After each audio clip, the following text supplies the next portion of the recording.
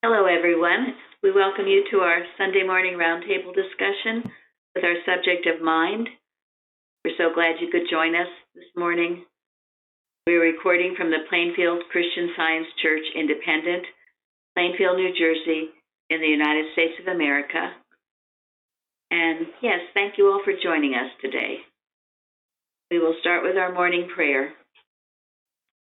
I'm reading from page 101 of Miscellaneous Writings and 217 of the Blue Book, Divinity Course and General Collectania.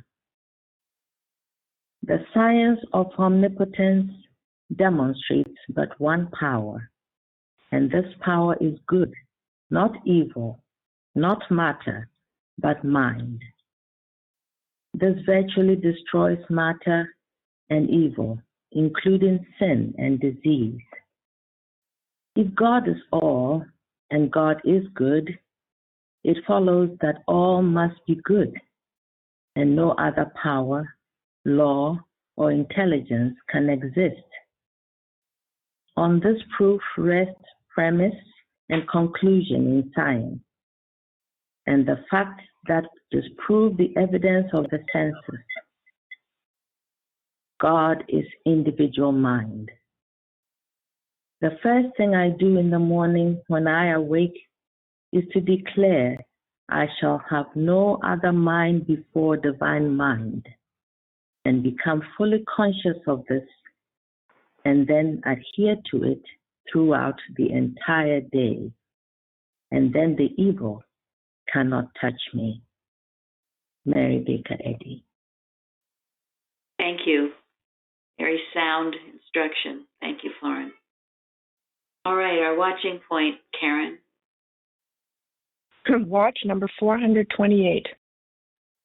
Watch that you put mental vigor and determination into your effort to dispute error and to reject from consciousness the belief of a mind apart from God. It is necessary to fulfill Mrs. Eddy's demand on page 421 of the textbook. Quote, insist vehemently on the great fact which covers the whole ground, that God, Spirit, is all, and that there is none beside him. End quote. If a stray animal sneaked into your house, you might have to take a broom and chase it out with vigor. It takes determination and activity to chase out the suggestions of fear and pleasure, a determination that nothing shall come to us or go forth from us, but that which goeth forth from God, good. The right declaration given with determination is sufficient to oust any erroneous suggestion. If the broom represents our scientific understanding of truth, then the straws illustrate the orderly way in which our scientific thought is bound together to become an effective eliminator of falsity. Mrs. Eddy once said, quote, the earth is simply what we recognize with the material senses. Hence, it is in reality mortal mind.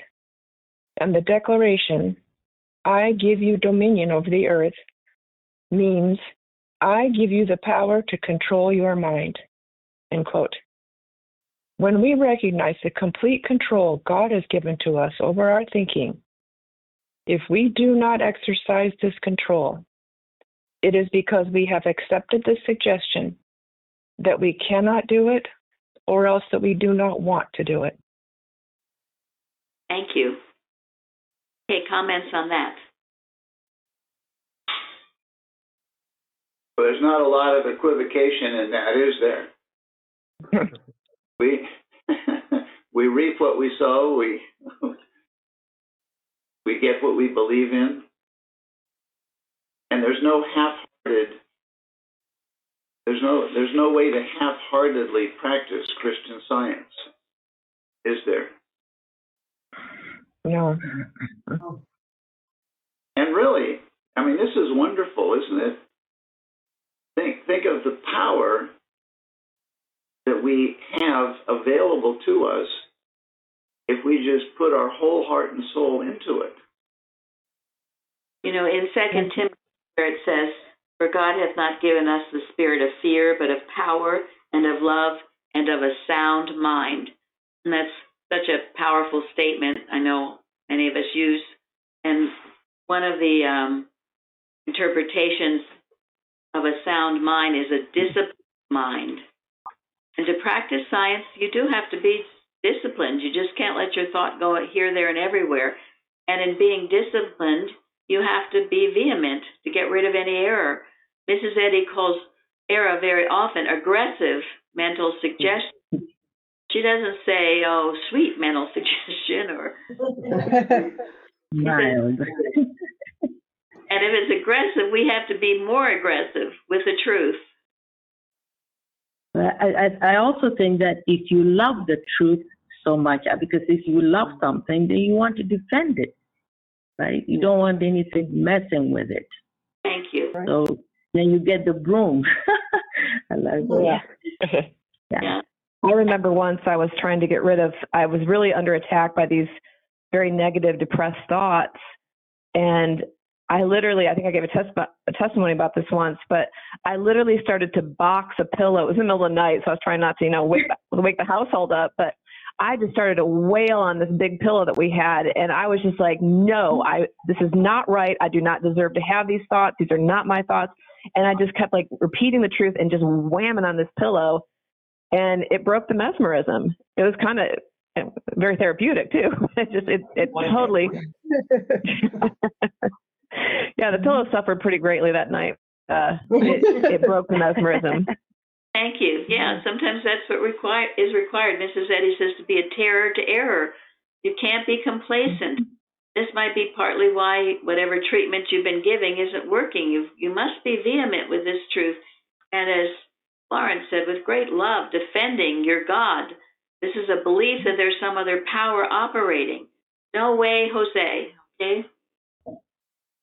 Anyone else? In the article by Martha Wilcox called Body, I've been working with and studying with that this week. She talks about the creeping things. This was something we have been taught here. I just remember from many years ago. And it goes along with this watching point where she says, in the first chapter of Genesis, we read of the creeping things that creepeth upon the earth, which God saw as good, and over which man was given dominion.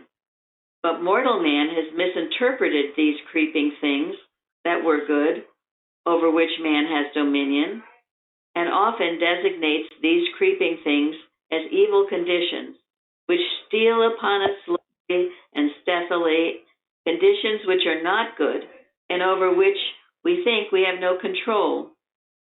Some of mortal mind's creeping things are expressed in the material body as age, obesity, anemia, deafness, failing eyesight, wrinkles, thinning hair, slowing up of the organs, and many other conditions which even Christian scientists accept as inevitable and over which they exercise no control. Where is our dominion with which we are endowed and about which we love to boast? Why do we as Christian scientists permit these so-called creeping things to come upon us or supinely accept them as beyond our control? And what are we going to do about them in the future? It's very well to think of that, because where you might be vehement in some cases, you can easily let these creeping things just come over you and begin to accept all those conditions she mentioned. And then she goes into much attention is given these days to dieting and reducing and exercising the material body. The desire to improve is always commendable, but in miscellaneous writings, page 447, Mrs. Eddy has given us one whole page on this important subject. And she says, quote, substance means more than matter. It is the glory and permanence of spirit, end quote. If we want to gain weight or reduce weight or in any way improve the so-called material body, we do not work on gaining or reducing or improving. Why? The answer is quite simple. There is no matter. And however hard we might work, we cannot gain or reduce or improve matter when there is no matter. I love that. Our business as scientists is to learn the fact of body and exercise this fact in our thinking and continue this true exercise until our body appears in its depict. Now, this is the right way, certainly the absolute way to do this. And yes, it's good to mind, you should have some exercise and eat properly, but not to be obsessed with any of it because you are making a reality of the matter. And that page on 47 in miscellaneous writings is under the questions and answers, because I never really noticed or thought about that before. But it's where the man says, some man says, I carry around a 200-pound body every day. You're telling me there's no matter? He answers it. And it's quite wonderful. If you're not familiar with it, study it, read it, think about it. This is the absolute truth. And, Mrs. Eddy, they say, was always very proportioned and slender, not too big or too thin, but just right. So, anyway, and this is the dominion over all things, and it's also in line with the watching point. We have to be vehement.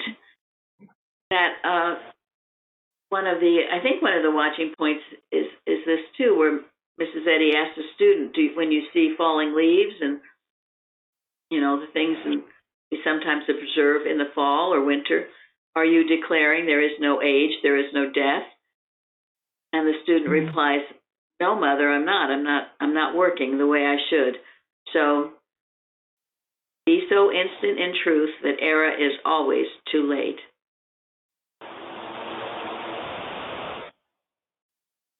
So thank you very much for that watching point. That's a good one. You're welcome. All May right. I say something about the watching point? Please. I was just thinking about how it's talking about controlling your thoughts.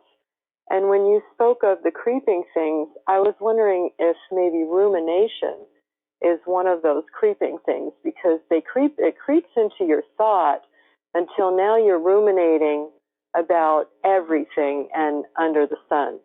And many years ago, I made up this little ditty sort of that has helped me along the way whenever I ruminate. And it says, when you ruminate, you instigate, not mitigate, at such a rate, when all that freight is better left behind you. And whenever I start to ruminate, that pops into my head and it stops me right away.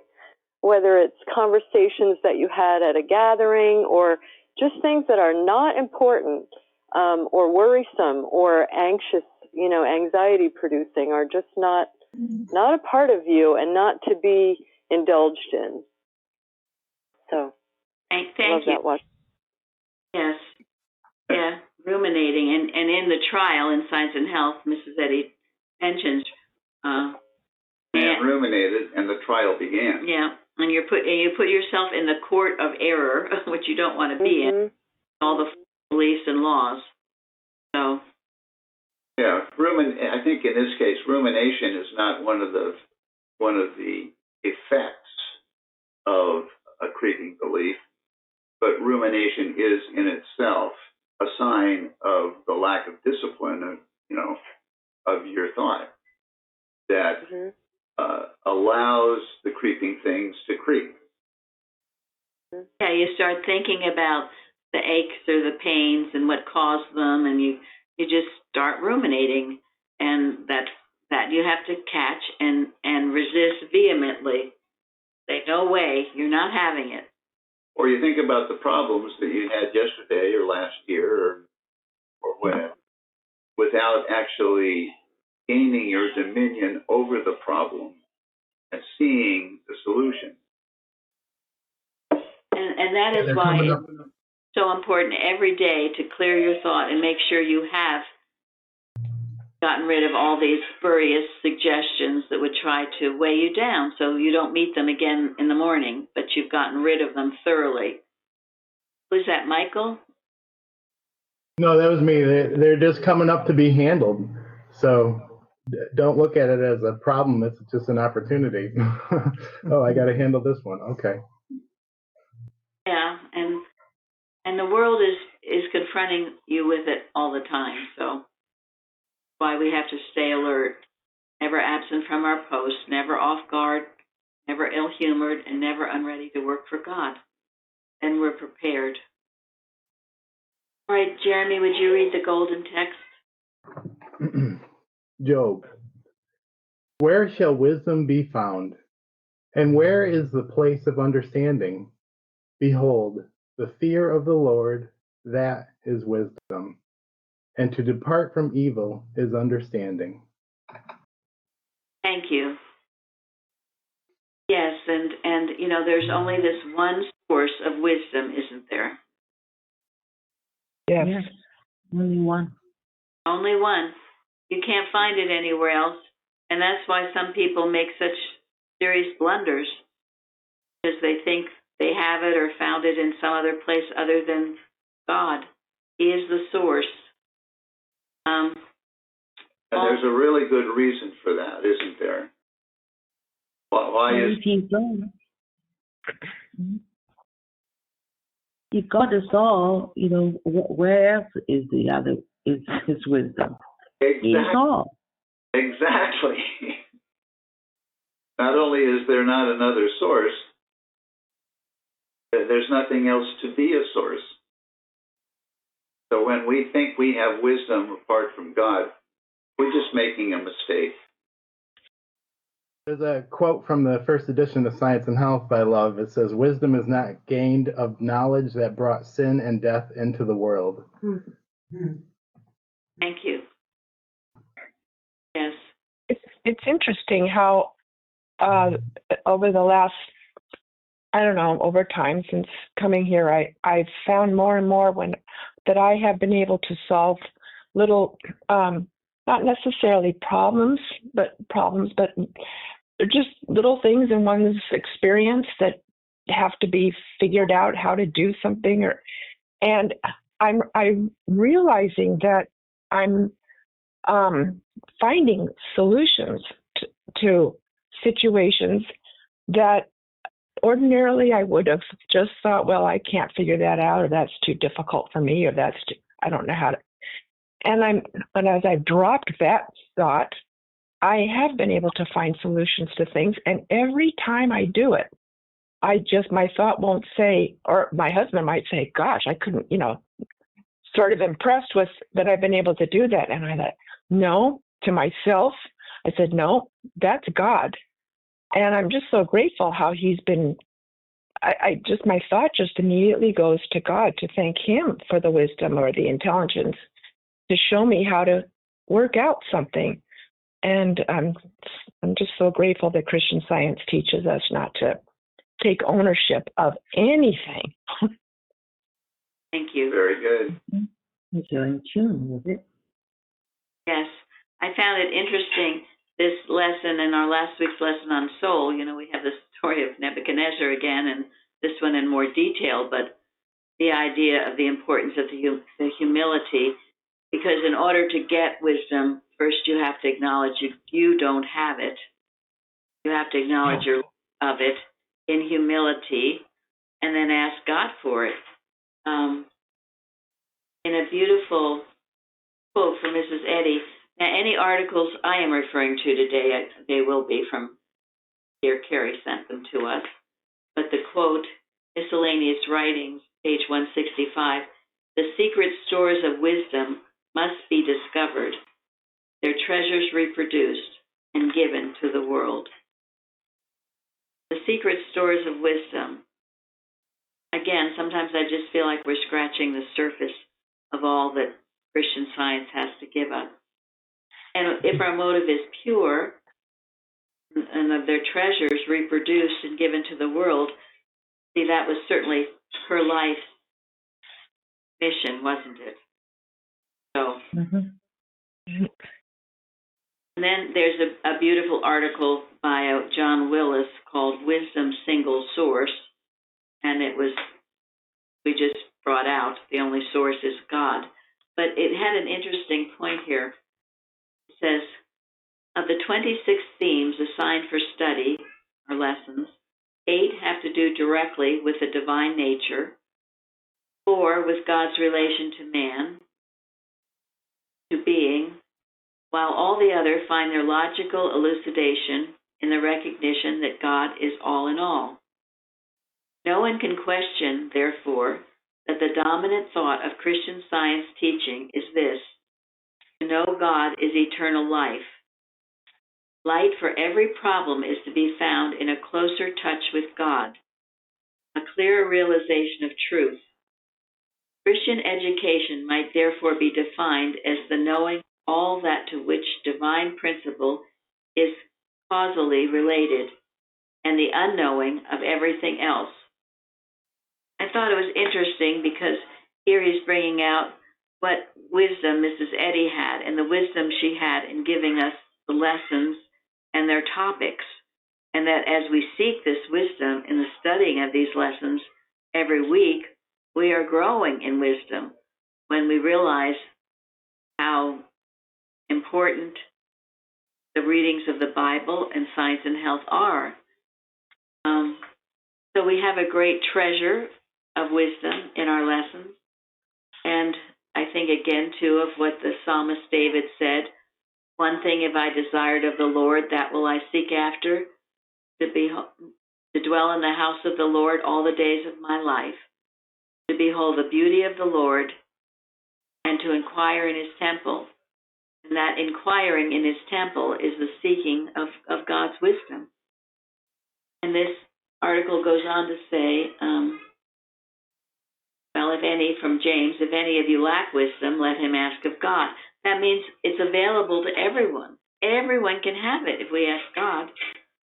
And then in the hour of confusion and uncertainty, when we seem to stand at the parting of the roads and cannot determine what is the wise course, to remember just then that God knoweth the way, that quite apart from the exercise of human judgment, we may commit our goings to the all-wise and find our path determined for us. And so fortunately, as seen after many days perchance, this is to find rest and quietness, a new sense of Paul's saying that God, truth, worketh in us to will and to do. So that's beautiful and a good reminder of whenever we find ourselves confused or not knowing which way to turn or what's the right answer, we can get on our knees and seek this wisdom. It's always available. And as Elizabeth was saying, you will get the answer. Again, it's the humility to ask God for it. And as the beautiful Proverbs, trust in the Lord with all thine heart, lean not unto thine own understanding. In all thy ways acknowledge him, and he shall direct thy path. So, trusting in him.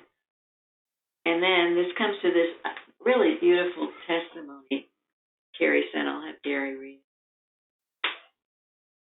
about that. This is from 1905, titled The Way of Salvation. And he or she writes, while I was being treated in Christian Science, I asked the practitioner one day why I was not yet healed. The reply was, you are like a person in a dark room who tries to drive out the darkness with a club instead of letting in the light. I returned home feeling discouraged and almost helpless.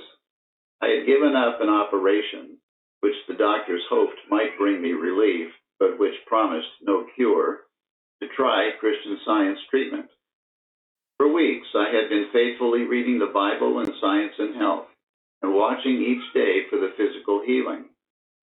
That night, I opened my Bible and turned the leaves listlessly, for I felt there was no hope for me, here or anywhere else. Suddenly, these words from the 3rd chapter of Proverbs caught my eye. and through my tears I read them again and again. Quote, trust in the Lord with all thine heart, and lean not unto thine own understanding. In all thy ways acknowledge him, and he shall direct thy paths. End quote. A great sense of peace came to me, and a ray of light penetrated the darkness. I saw that my own understanding had been that sickness, sin, and sorrow were true, and I had been leaning again unto that understanding all my life. If God is all in all, as we are told in the Bible and in Science and Health, surely I could trust him. I did turn to him and rested in him, and in a short time the physical trouble entirely disappeared. Many times since then, when there have been problems to solve and when the darkness has seemed impenetrable, I have suddenly realized that I have been using the club to error and leaning into my own understanding. Then I have turned to God, to ever-present love, and the darkness has disappeared, and there has been no problem to solve. Surely we should try each day to get a fuller realization of the meaning of ever-present. The divine light is always shining, and in the Father of lights is no variableness, neither shadow of turning. It's a very significant testimony, I feel. It's beautiful. Yeah. How often do we give the club to error? And to really question how much are you trusting and leaning to the truth? You know, we say we are, and you can say the words, but then deep inside you're really worried you've got a terrible physical problem going on. And this is what she was addressing in this testimony, and that's what the practitioner was addressing.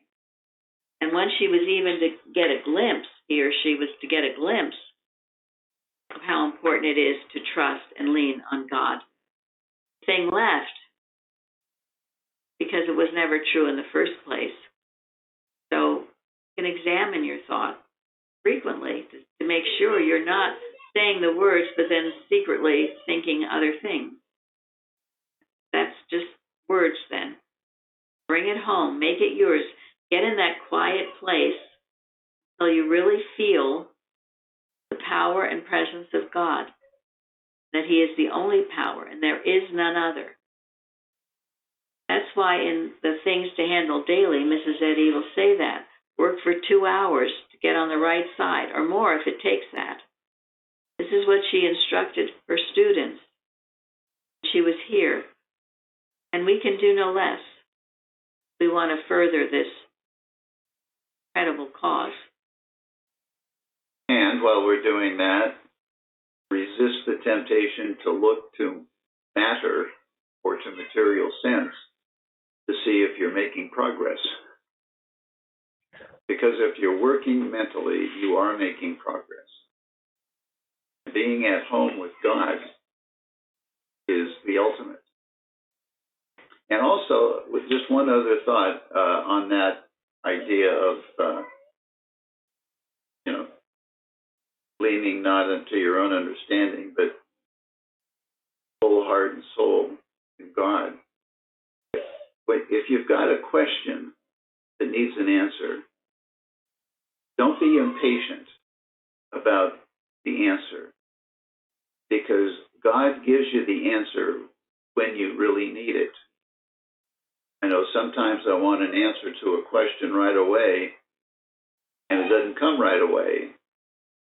And later I get the answer, and I realize that I got the answer at the right time, because when I wanted it was not the right time.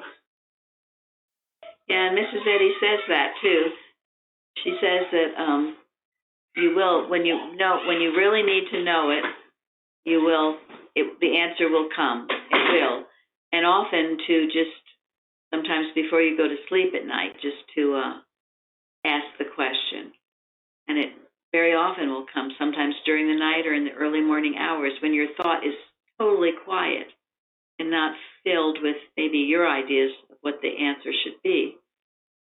So anyway, this is important lessons. And that idea of leaning, another article, The Vitality of Truth by Grace Wires. We always, that beautiful quote, to those leaning on the sustaining infinite, today is big with blessing. But she asked, if one asks himself, how much does he really lean?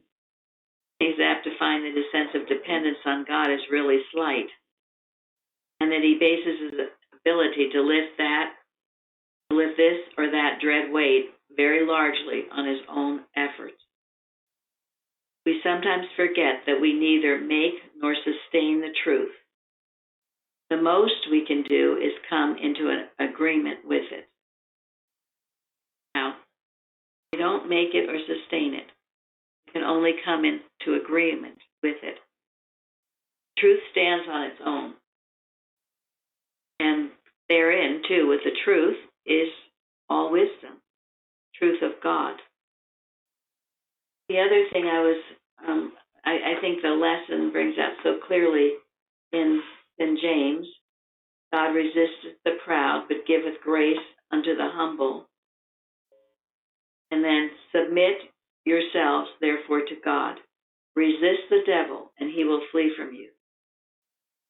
That word submit is to yield, to surrender to the power, will, or authority of another.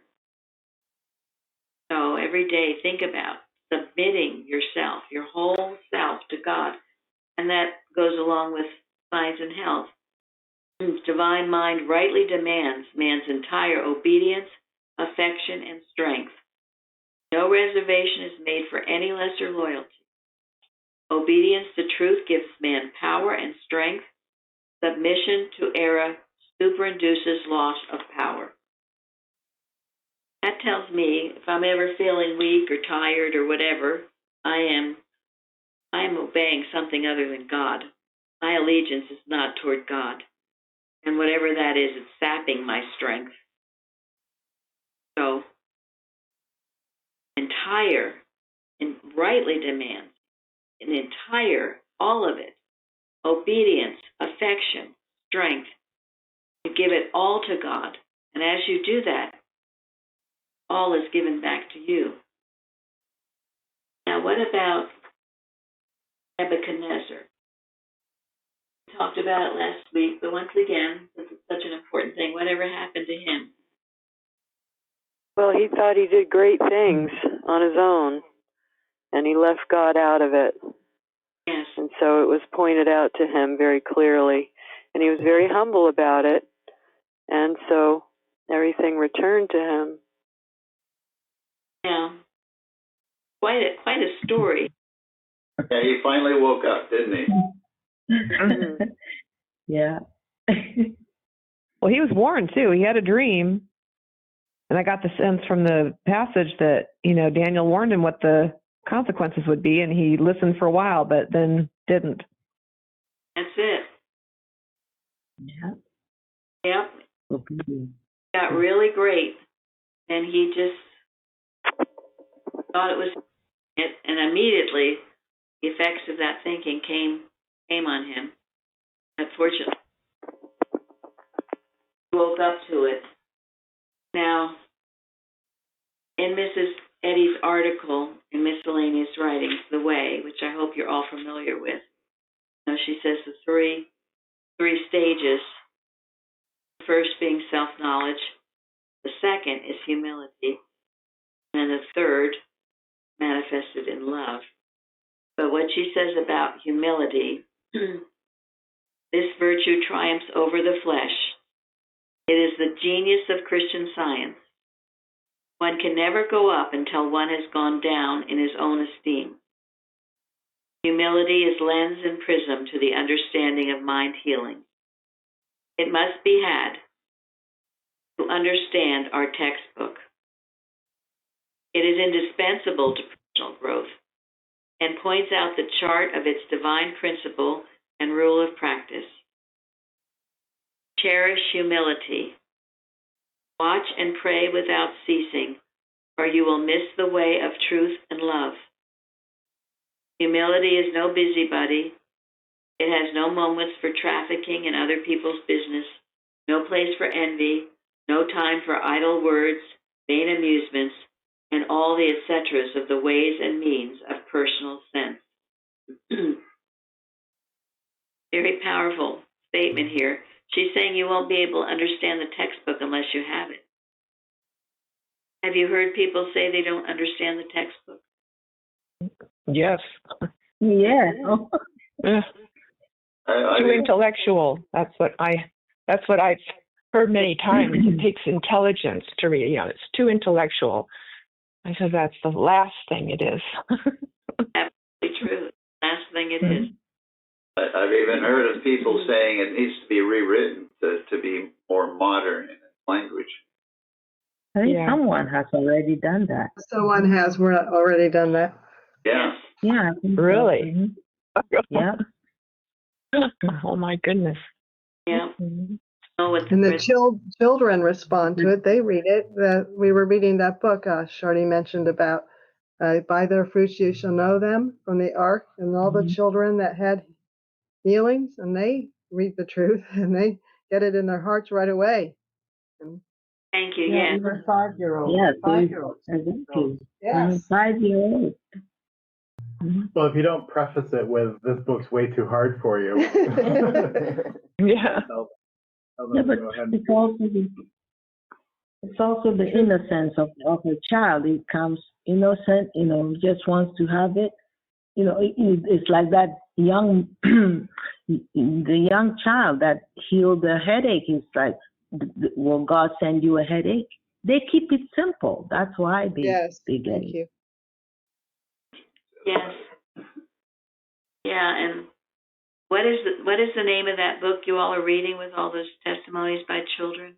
By your fruits ye shall know them. Yeah. We have a copy, a couple copies. it's available through Long Year. Yes. Yeah.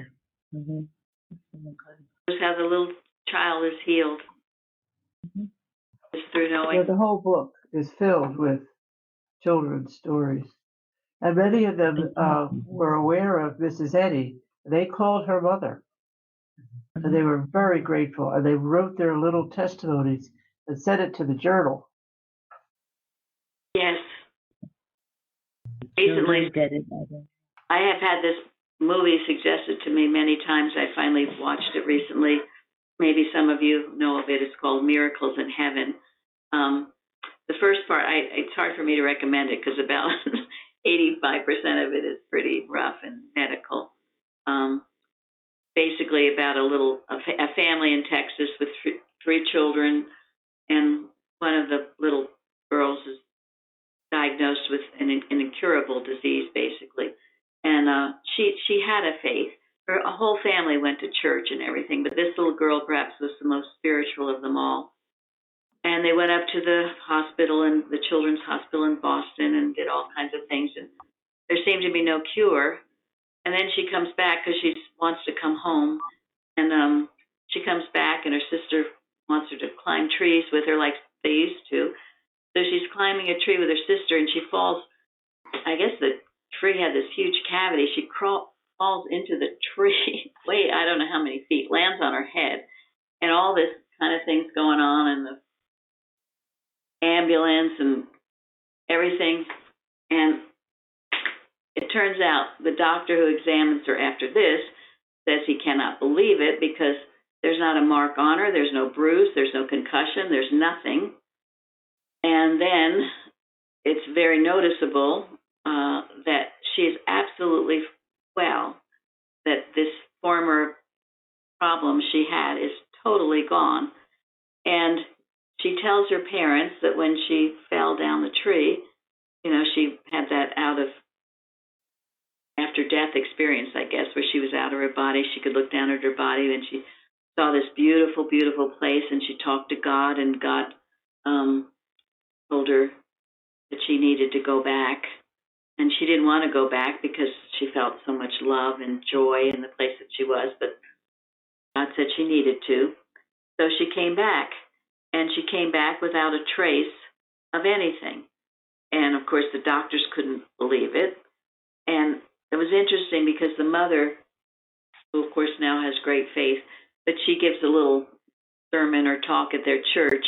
And one of the things she says is that miracles are everyday occurrences. That was perhaps one of the things I like best about it. They didn't make a big deal. It was some huge miracle. And then she goes over all the kindnesses that were shown to them along the way. And those kindnesses were proofs of God's presence and power with them. And for that reason, watching the whole movie wasn't too bad. But it certainly shows that child had the simple faith in God, and she did. And that is brought out. And when she falls in the tree, the mother gets on her knees and repeats the Lord's Prayer. But I couldn't help but think, these people know nothing about Christian Science, that something was operating and working there. And so we all here need to understand this science, understand how it works. And it might come easily at first, but as we grow, there are more demands made on us. And we have to dig deeper. That's just the way of it. I'm sure of it. I've been around long enough to see this, and I know it in my own experience. More is demanded of you. You have to have a deeper faith, bigger trust, a greater understanding of this truth in order to progress. And God provides that for you. Why would He not? So anyway, it was a good ending to that movie.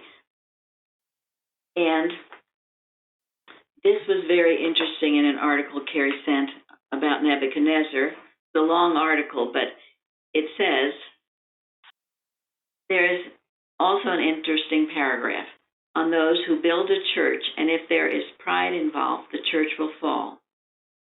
For instance, our church is doing more and better healing work than any other. Our service is much more impressive. The elite attend our church. If these and kindred thoughts are the daily food of some, then it must be said that the hands of pride are supplying the larder.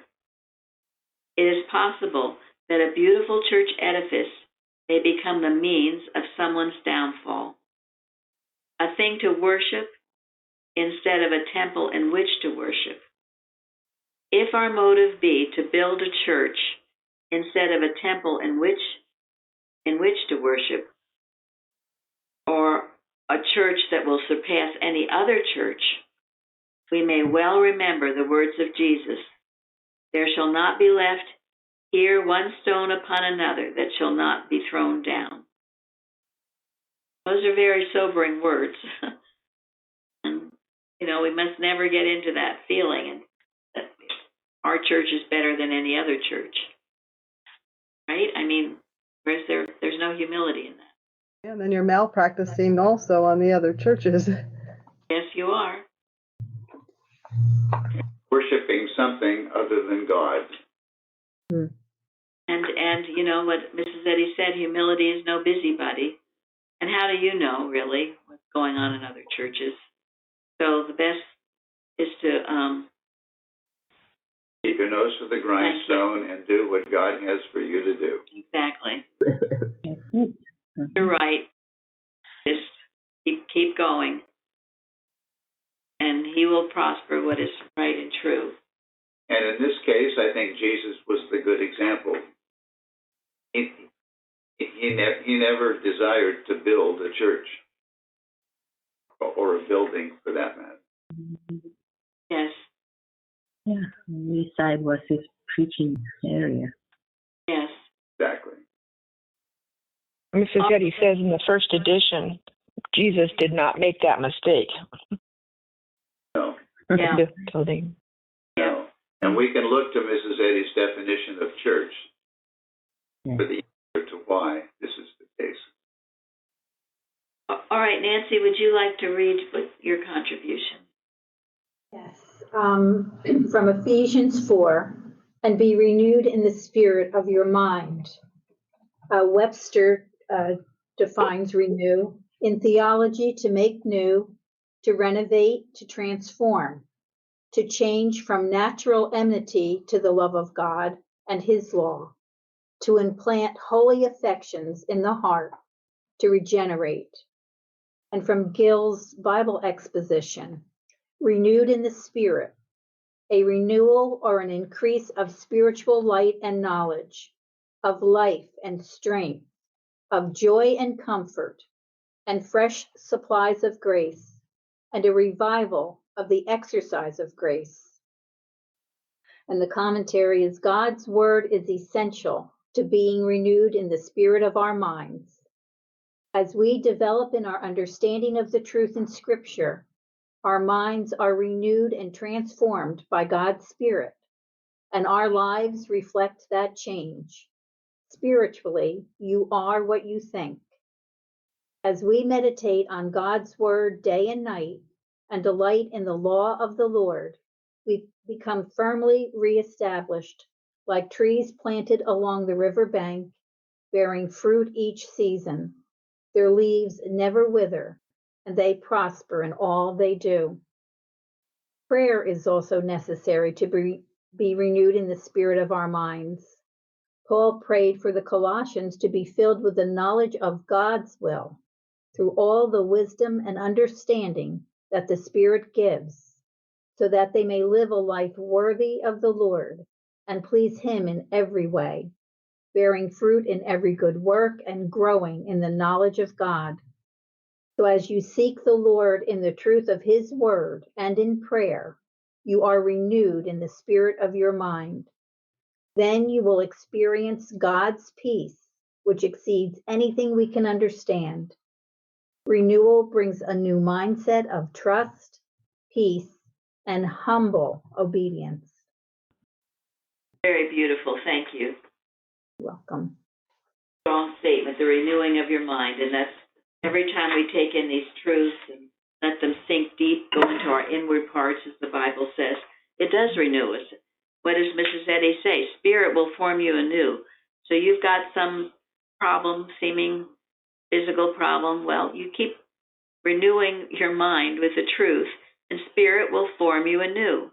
Every part of you, all of you, whole and complete.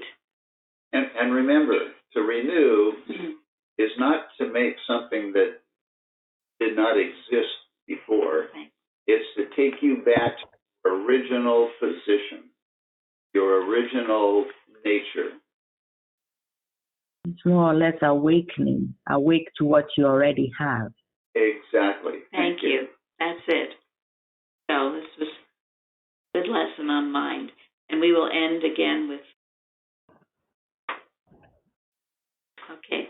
This is an excerpt from an article by Ella Hogue entitled Overcoming Pride from 1928.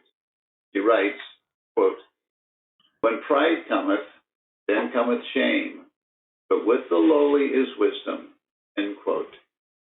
Thus wrote the wise man centuries ago, and his words are as true today as when he first uttered them. Although throughout the ages right-minded men have condemned pride, and although its wrong as well as its foolishness has been proved times without number, it still frequently seems to flourish with great abandon. Men still appear blind to its evil nature, and still go on fashioning within its deceptive allurements the pitfalls which will later inevitably cast them into direful distress and difficulties. Again, here's Solomon, quote, "Pride goeth before destruction, and an haughty spirit before a fall," end quote. Now, so subtle is this crafty sin of pride that men may go on for long years suffering from its betrayal before they awaken to its falsities and begin to reach out for the spiritual understanding of humility, which alone can deliver them from pride's snares and their fatal consequences. Perhaps no statement of Mrs. Eddy is more replete with helpful meaning than the one she makes in Miscellaneous Writing, page 224, where she says, quote, "It is our pride that makes another's criticism rankle. Our self-will that makes another's deed offensive, our egotism that feels hurt by another's self-assertion. End quote. Our leader definitely speaks of pride in the one instance, but it is easy to see that self-will and egotism also partake of the same quality in the other instances she named.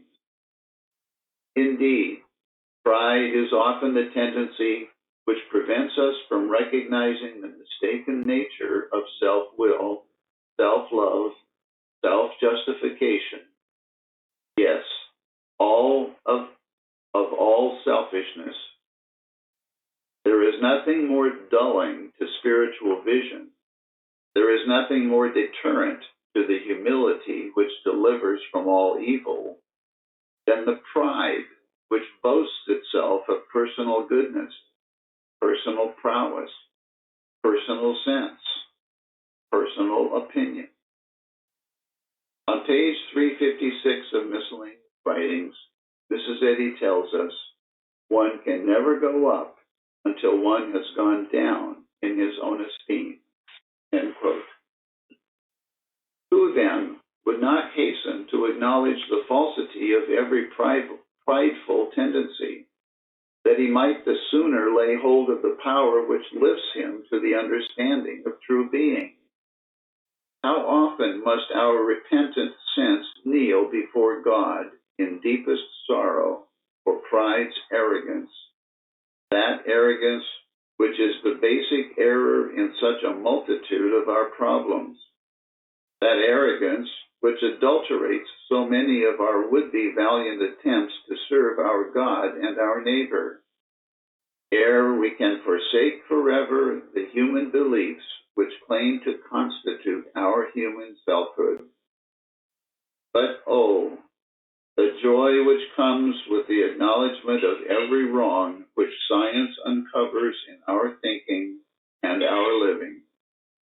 With pride laid low, how our hearts lift themselves in humble gratitude for truth, the great deliverer, and how we press on to the proofs which the might of true humility pours into our waiting thought.